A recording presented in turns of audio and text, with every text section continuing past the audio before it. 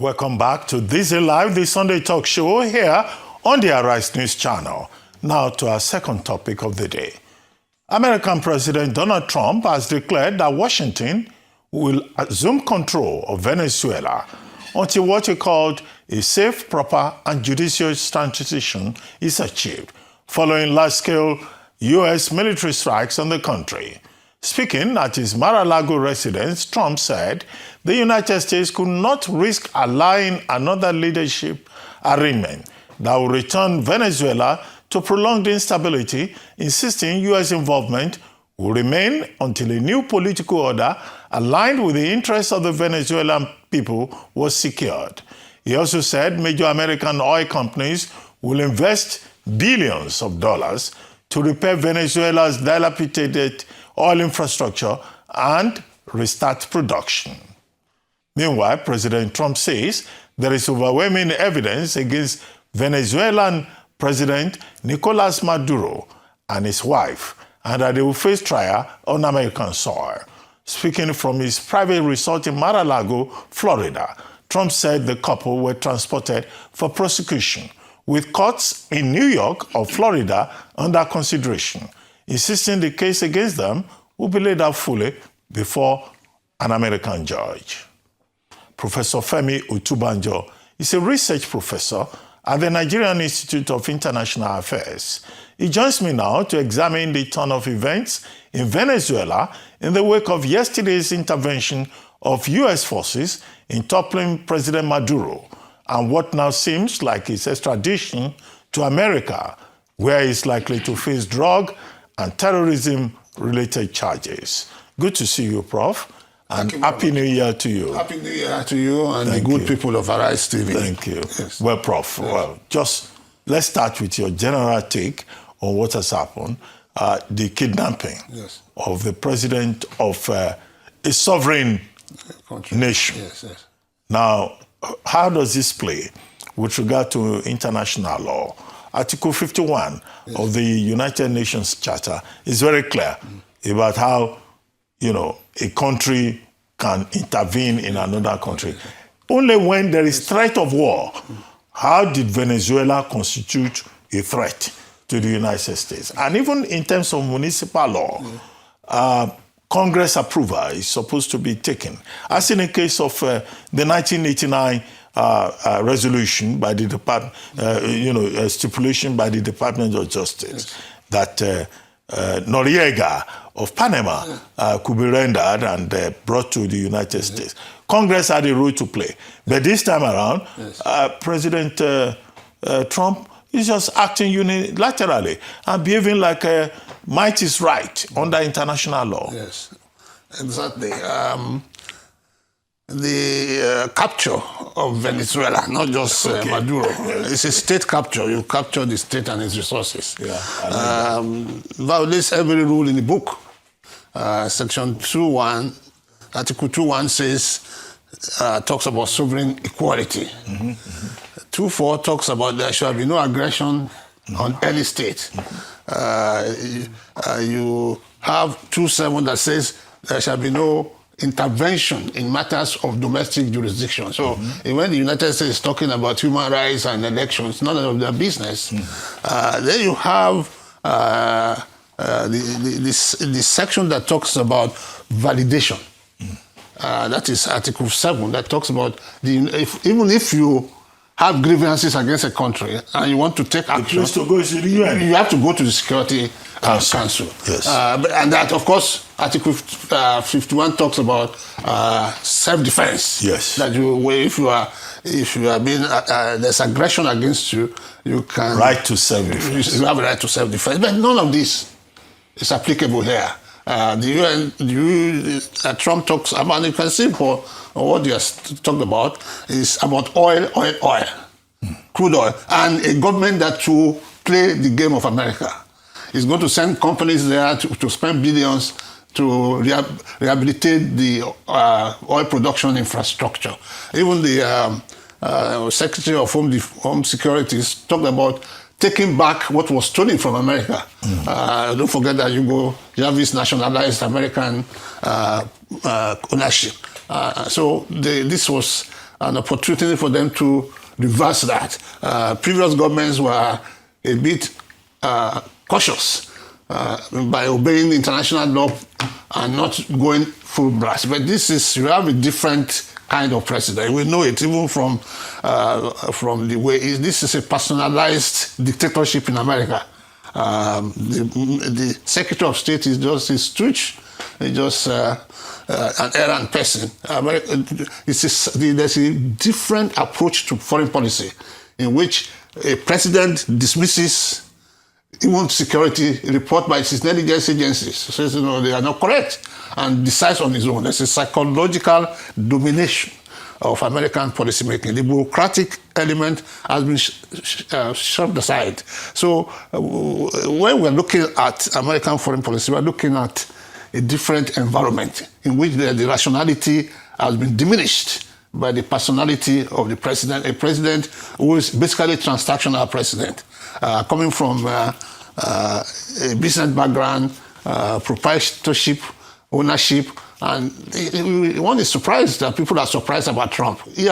Trump has always worked in an environment in which he has total control, and it's very difficult for him to adjust to a situation in which people are telling him what not to do. He thinks that he has the answers, and unfortunately, Venezuela has the largest oil reserve in the world.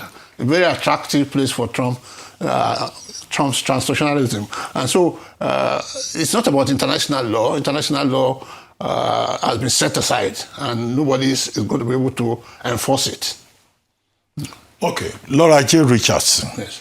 who used to be the general Yes. in charge of the Southern Command Yes. for the United States, says it is in the strategic interest of the United States to do what it has done. Yes.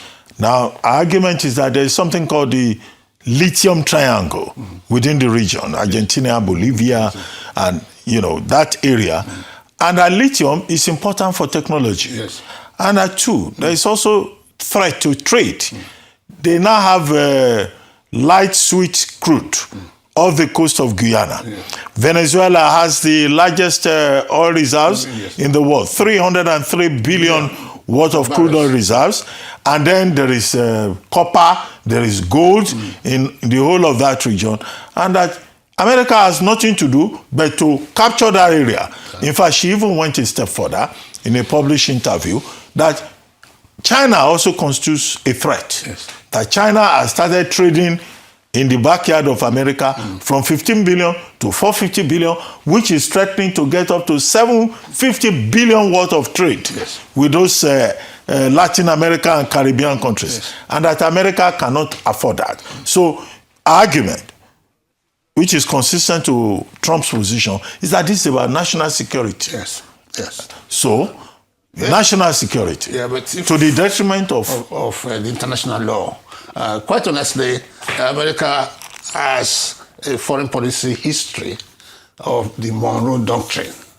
Yes, that no country is allowed to colonize, to intervene in the Western Hemisphere. This was since 1823. You can locate this capture within the context of that doctrine. That America was beginning to be worried about the invasion, you might call it, of China, of Russia, of Iran, particularly in Venezuela. That was the reason for the Cuban Missile Crisis of 1962, when the Russians were trying to push short-range ballistic missiles in Cuba. And it was almost going to lead to a third world war. So America has always been very agitated about other countries coming to its neighborhood. It is not a legal possession. It is a political declaration, but it is enforcing it almost as if it's a legal right, that nobody should come and challenge its authority in Latin America. And with Venezuela openly dallying with Russia, Iran, and China, three of the largest enemies of America, it appeared that they were restless and didn't know what to do, but to do what they have done. So the Monroe Doctrine is a factor. There's the geopolitical factor that America does not want its rivals to prosper. The whole idea of the war in Ukraine and the taxation against China, the tariffs, is to weaken your rivals so that they don't compete with you in terms of the competition for global hegemony. So here we have a country, a small country, Venezuela, cutting this country, selling its petrol in yuan and rubles and euros instead of dollars, threatening the basis of American hegemony, which is the petrodollar, which Kissinger negotiated as far back as 1974 with Saudi Arabia, that will support you, but you sell your petrol in dollars. Now, Venezuela was threatening that, but that's no justification for you to take. These are things that international law expects you to negotiate. It's a conflict matter, and it has to be resolved in terms of the methods of conflict resolution, not through violence. Well, this arbitrary brigandage that the United States has introduced is very dangerous for the world. Which means, remember that when Trump came in, he talked about annexing Canada. He talked about annexing Greenland. So you can know the He's threatening to go after Mexico. Now he's already threatening Colombia. Gustavo Petro. Yes, just out of the blue. That is the whims and caprices of one man, not the product of rational policy making. And of course, once he says that's what he wants, he will force his lackeys, because he has surrounded himself with people who cannot say no. That's where we are in America today. Okay, yes. Prof. Yes. Where does this leave the United Nations? Mm-hmm. Some people have said this shows clearly that the UN Security Council is in urgent need of reform, yes, because it's now been reduced to the level of might is right. Mm-hmm. Whatever the UN Security Council says, it can be vetoed. Yes. And, you have the US as the primary power, superior power in the world. Yes. Well, the UN is not a power. I mean, you're talking of the US or the UN. The UN. Yeah, the UN. The UN, to maintain peace. Yes. And then the US imposing itself along the lines of might is right. Yes. It has overwhelming military power over Venezuela. Yes. What can Venezuela do with their small army? Unfortunately, the three major powers in the world today, the US, Russia, and China, are veto-carrying members of the Security Council.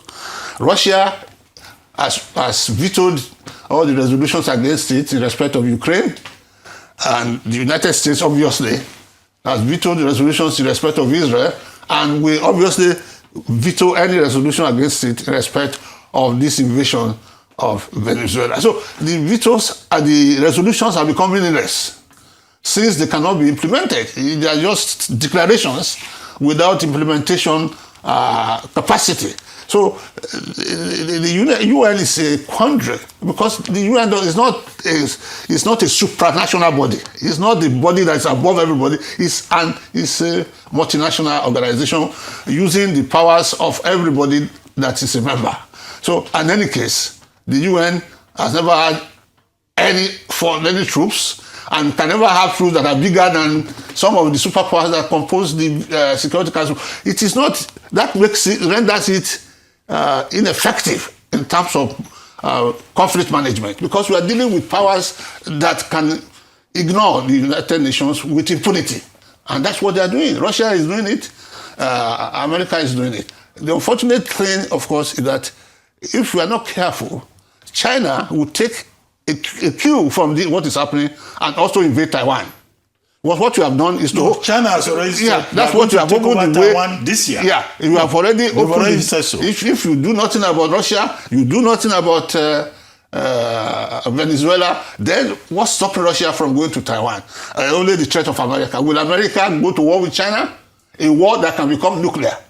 Which can become World War III. Which can never be won by anybody, because all of us will be destroyed. So it's a dangerous thing that the United States has done, but Russia had done it before, and the United Nations is just helpless. The United Nations, when it was founded, expected all these great powers to be the bulwark, to be the pillars of peacemaking in the world. But they have become the threat to it, and therefore they have rendered both the Security Council and the United Nations useless. Okay, how far can Trump go with his aggression, his violation of a rules-based international order, in his search for resources? Yes. Now, he once talked about Greenland. Yes. That they will take over Greenland and take over the resources. He's looking for rare earth materials in Democratic Republic of Congo. Yes. He says they will take over land and oil resources in Venezuela. Yes. Secretary of State Marco Rubio and Secretary of War Pete Hegseth are supposed to supervise governance in Venezuela. Okay, we had it before with Iraq. It failed. So what are the implications for other resource-rich countries, like Nigeria, for example? Because I heard President Obama saying, okay, Trump is also interested in Nigeria. I mean, what do you think of this? Because President Obama himself didn't answer the question, but he mentioned Nigeria. Yes. Well, what you can say, the general implication of Venezuela is that the small countries of the world are not safe. They can be captured. So when I read social media and people, but Prof, don't use the word captured. Before some opposition figures will now start suggesting to President Trump to come and capture well, that's what Nigeria. No, I don't want any auto suggestion. Well, not only captured Venezuela, I captured the president. What word do you want to use? No, don't suggest it to. I don't want the opposition figures to start talking about the implication, which is unlikely, is that this example of Venezuela may be a template for Trump's future search for resources. It's not even impossible that he could do it as far as Saudi Arabia, because Trump provides the security for the safety of the regime there. And so if he wants, if they don't talk what he wants, they can do whatever he wants. But one thing that we must bear in mind, that what Trump has done in Saudi Arabia has massive implication for global economy, for the oil industry. If he starts pumping Venezuela oil in the capacity, the large capacity that Venezuela has, he says American oil companies are going there. Yeah, they're going there. It will affect the prices of oil across the world. And we may all experience the negative consequences, even in Nigeria, which depends essentially on the oil revenue. So we are looking at dramatic changes in the global economy in the months ahead. Once Americans get there, rehabilitate the production installations, and they are able to pump oil, there will be a glut in the market. And that's dangerous for all the small oil producers, and particularly for OPEC. You may even render OPEC useless. That's a danger there. I get that. But, okay, is there any possibility that the American Congress will overrule Donald Trump and say, look, this is unconstitutional. This is even anti-constitutional. Yeah. Well, is there such a possibility? You know, the U.S. Congress is controlled by Republicans right now. I don't see that you have a sizable number of Republicans in Congress or the Senate that will condemn this. Because in the long term, it's in America's interest. It's in American interest to have those resources. It's in American interest not to have Russia, China, Iran at America's backyard. So the constituency for condemning Trump is not that large.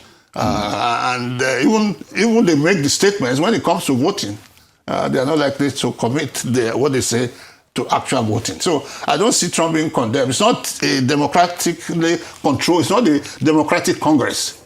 It's a Republican Congress. It is a Republican Senate. So he has some safety in the fact that members of his own party are the ones who control this current Congress. Okay. Despite the fact that the international law regime says you can only change a government through elections, through the people, not through armed conflict. Do you think that Nicolas Maduro has any guilt in this contest, particularly as the former Honduran president was just recently freed by Donald Trump, and it was even worse in terms of importing, exporting drugs to the United States. Yes, definitely Maduro was not a saint. I'm not sure how many of us would love to live in Venezuela controlled by a dictator.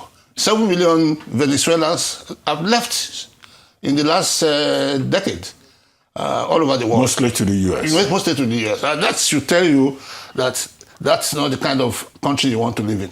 But it's not the business of any other country to come and intervene. As I said, Article 7 says don't intervene in the affairs of other countries. There are other ways in which you can encourage the opposition, you can fund the opposition, you can create all kinds of trouble for the party in power to get a change of government, through the electoral process, but not through invasion. If we are all to do that, it means that you can jump into any country and install whoever you want. The good thing right now with Venezuela is that they have still retained their structure of power. The vice president is the acting president, but I don't know. President Trump says she doesn't really have any option. To remove, but so they are still retaining that structure. But I think with time they will conduct an election, and their own candidate will win. That's what we to expect. Okay. On that note, I would like to thank you very much, Professor Femi Otubanjo, for joining us on This Is Live, a Sunday talk show.